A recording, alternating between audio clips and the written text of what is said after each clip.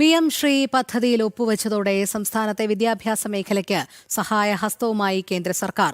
സമഗ്ര ശിക്ഷാ അഭിയാൻ പദ്ധതിക്ക് 109 കോടി രൂപ അനുവദിച്ചു. ഇതിൽ 92.4 കോടി രൂപ കഴിഞ്ഞ ദിവസം സർക്കാരിന് കൈമാറി. ശ്രീനന്ദ ചേരുന്നു വിവരങ്ങളുമായി. ശ്രീനന്ദ, സർവശിക്ഷാ അഭിയാൻ ഫണ്ട് കൈമാറുന്നതുമായി ബന്ധപ്പെട്ട് ഏതെങ്കിലും രീതിയിലുള്ള ഒരു ആശയക്കുഴപ്പം ഉണ്ടാകുമോ എന്നൊക്കെയുള്ള ചർച്ചകൾ തുടക്കത്തിലുണ്ടായിരുന്നു. പക്ഷേ അത്തരത്തിലല്ല. പ്രാഥമിക വിദ്യാഭ്യാസ മേഖലയ്ക്ക് ഗുണകരമാകുന്ന സർവശിക്ഷാ അഭിയാൻ ഫണ്ട് കേന്ദ്ര സർക്കാർ സംസ്ഥാന സർക്കാരിന് കൈമാറിയിരിക്കുകയാണ്. 109 കോടി രൂപയാണ് ഇതിനായി അനുവദിച്ചിരിക്കുന്നത് എന്നാണ് മനസ്സിലാക്കാൻ കഴിയുന്നത്. എന്തായാലും ഇതിന്റെ തുടർ നടപടികൾ എങ്ങനെയായിരിക്കും?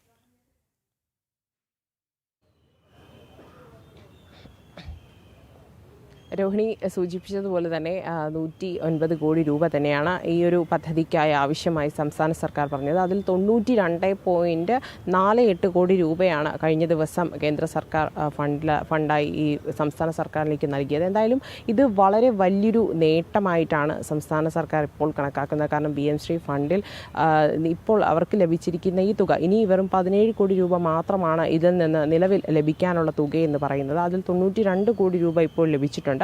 ഈ ഒരു തുക നൽകിയതിന് മൂലം വിദ്യാഭ്യാസ വകുപ്പിൽ വളരെ വലിയൊരു മാറ്റം ഉണ്ടാകും എന്ന് തന്നെ നമുക്ക് തീർച്ചയായിട്ടും മനസ്സിലാക്കാൻ സാധിക്കുന്നുണ്ട്. എന്തായാലും CPIയുടെ ഭാഗത്തു നിന്നുമുണ്ടായ എതിർപ്പുകളെയൊക്കെ അവഗണിച്ചുകൊണ്ട് വളരെ രഹസ്യമായിട്ടാണ് ഈ ഒരു പദ്ധതിയിൽ സംസ്ഥാന സർക്കാർ ഒപ്പുവെച്ചത് എന്ന് നമുക്ക് മനസ്സിലാക്കുന്നു. ആ ഒരു ഒപ്പുവെച്ചതിൻ്റെ പേരിൽ നിരവധി പ്രശ്നങ്ങളൊക്കെ തന്നെ പാർട്ടിക്കകത്തും പുറത്തുമായി തന്നെ വന്നിരുന്നു. ആ ഒരു പ്രശ്നങ്ങളെല്ലാം ഇന്ന് ഒരു മന്ത്രിതല യോഗമൊക്കെ ഉണ്ട്. ഈ ഒരു യോഗത്തിൽ ഈ ഒരു പ്രശ്നമൊക്കെ ചർച്ച ചെയ്യുമെന്നാണ് കുറച്ചു മുൻപ് നമുക്ക് ലഭ്യമായ വിവരം എന്ന് പറയുന്നത്. എന്തായാലും ഈ ഒരു PM ശ്രീ പദ്ധതിയുടെ പേരിൽ വിദ്യാഭ്യാസ വകുപ്പ് അല്ലെങ്കിൽ വിദ്യാഭ്യാസത്തിനുള്ള ഒരു മാറ്റം അല്ലെങ്കിൽ വളരെ വലിയൊരു മുന്നേറ്റം തന്നെ ഇതിൻ്റെ ഭാഗമായി തന്നെ സംസ്ഥാന സർക്കാരിനും അതുപോലെ തന്നെ കേരളത്തിലുള്ള എല്ലായിടത്തും ഈ ഒരു വിദ്യാഭ്യാസ മേഖലയിൽ ഉണ്ടാകുമെന്ന കാര്യത്തിൽ നമുക്ക് തീർച്ചയായിട്ടും ഉറപ്പോടുകൂടി പറയാൻ സാധിക്കും. എന്തായാലും ബാക്കി 17 കോടി രൂപ ഉടൻ തന്നെ കേന്ദ്ര സർക്കാർ ഫണ്ടിൽ നിന്ന് അവർ നൽകുമെന്നാണ് മനസ്സിലാക്കുന്നത്.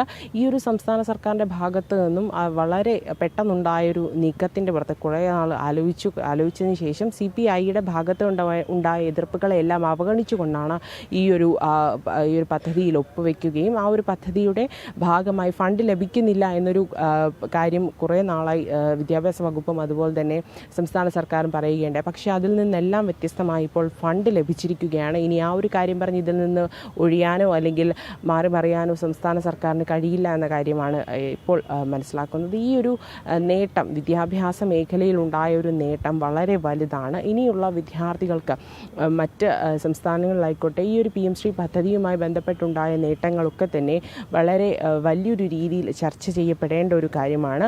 കാര്യങ്ങളെല്ലാം തന്നെ സംസ്ഥാന സർക്കാർ CPIയെ പറഞ്ഞ് മനസ്സിലാക്കുമെന്നാണ് നമുക്ക് ഈ ഒരു വിദ്യാഭ്യാസ വകുപ്പിൻ്റെ ഭാഗത്തു നിന്നുണ്ടായ നീക്കത്തിൽ നിന്ന് മനസ്സിലാക്കുന്നത്. ഈ ഒരു ഇത്രയും 92.48 കോടിയാണ് ഈ ഒരു നിമിഷം നൽകിയിരിക്കുന്നത്. 17 കോടി രൂപ മാത്രമാണ് ഇനി നൽകാനുള്ളത്.